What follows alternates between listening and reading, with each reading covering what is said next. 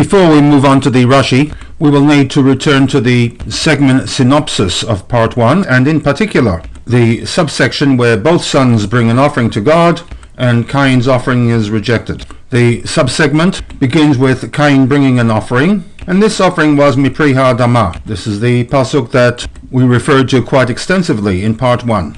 His brother Hevel also brings an offering, and Vayisha Hashem el Hevel ve'el minchato, God accepts that offering. We are then told that Cain's offering was rejected by God. We will of course need to address the jagged sequencing of these events, and as a result Cain becomes quite angry and dejected. This ultimately led to the killing of his brother Hevel. As we noted in part 1, when one compares the two offerings of Cain and Hevel, with respect to Hevel's offering, the text testifies to the fact that it was the firstborn of his flocks, the choicest animals, whereas with respect to Cain's offering, we are told that it was mipri ha'adamah, a bland statement without any superlatives. And what seems to be an outcome of this contrast, we have Rashi's commentary that it was min ha-GAROOAH, which we translate as the polar opposite of Hevel's offering, the choicest. In this case with Cain it was the poorest.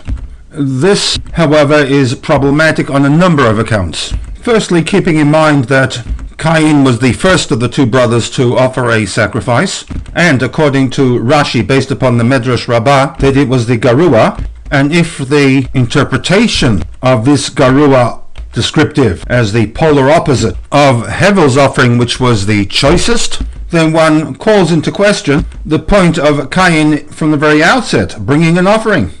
Had Cain's offering followed that of his brother Hevel, then one might argue that Cain did not wish to be left out of this whole interaction with God. Unfortunately, his heart was not in it. But in reality, Cain was the first of the brothers to ostensibly express thanks to God, and as such, Rashi's commentary begs the question as to what was the point of offering something that he knew from the very outset might not be accepted by the recipient.